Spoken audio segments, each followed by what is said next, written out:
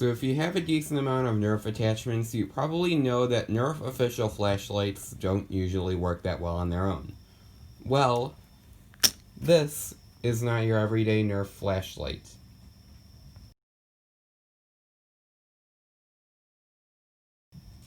Hey guys, welcome back to another video. It's Sir Mikey here, and today we are going to be looking at this Nerf flashlight attachment that I actually modded. But yeah, let's get right into it. So, how does this thing work? Well, it's how you would expect a flashlight to work. It's simply just pressing this button, and boom, it lights up.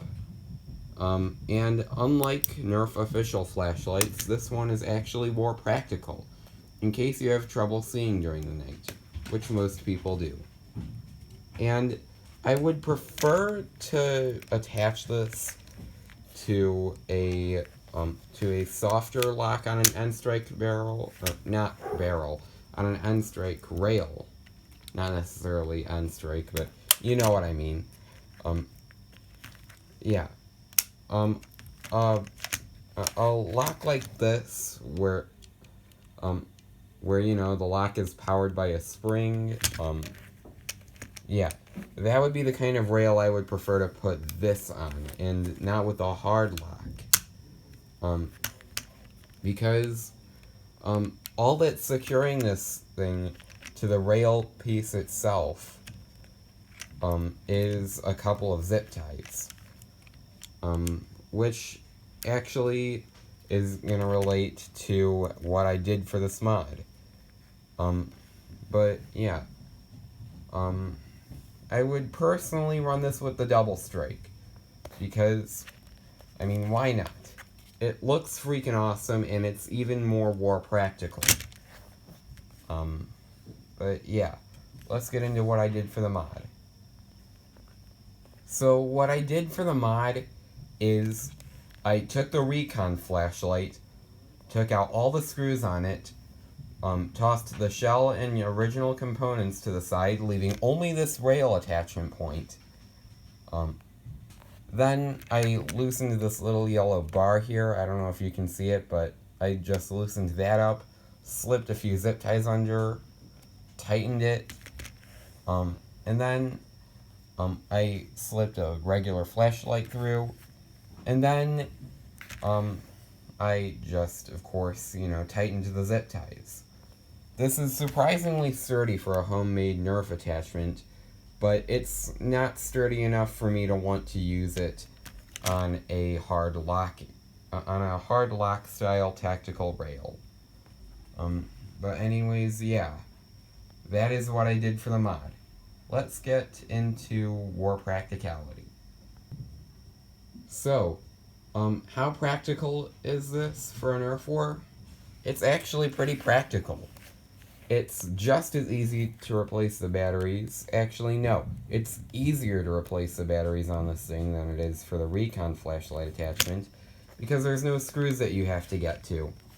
All you have to do is unscrew the back end, insert 3 AAA batteries, and then just re-screw it, and then you're ready to use the flashlight. Plus, it's still somewhat sturdy. I've taken this off of a spring lock type tactical rail multiple times, and it did not get damaged or broken. And also with this little strap, you could, I don't know, clip on an SS AS1, although those are only really good with whistler darts, so I wouldn't take this into a Nerf war with that thing, because of course the SS AS1 is utter garbage, as I said in my review on it. But yeah, another really good thing that this has is, of course, being brighter. And because I would personally run it with a Nerf double strike, that means hammer action, baby. And yeah, hammer action is really good because you can dual wield the blaster easy. without having to, move your hands around too much. It's not like trying to dual wield the Jolt, because while it is somewhat easy, it's not as war practical as trying to dual wield a hammer action blaster. But yeah. A few functionalities that this does take away from the Recon flashlight is you can't go into red dot mode. But to do that, just do the same thing but with a laser pointer. And there is also no tactical rail on this attachment. So you can't use it as like a rail razor or something.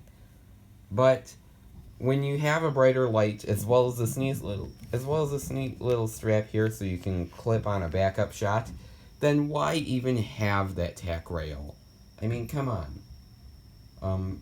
But yeah, that is war practicality.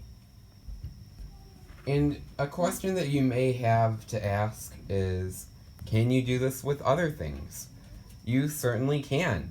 If you want to do this similar thing with a triad or something, I already said you could do it with a laser pointer, but if you wanted to do it with a triad or something like that too, then you definitely could. Or I guess, I don't know. I don't know what else would be very war practical to do with this mod, but definitely flashlights are going to be one of the most obvious things. But anyways, that is going to be it for this week's video. Thank you all so much for watching, and I'll see you all in the next video. Bye!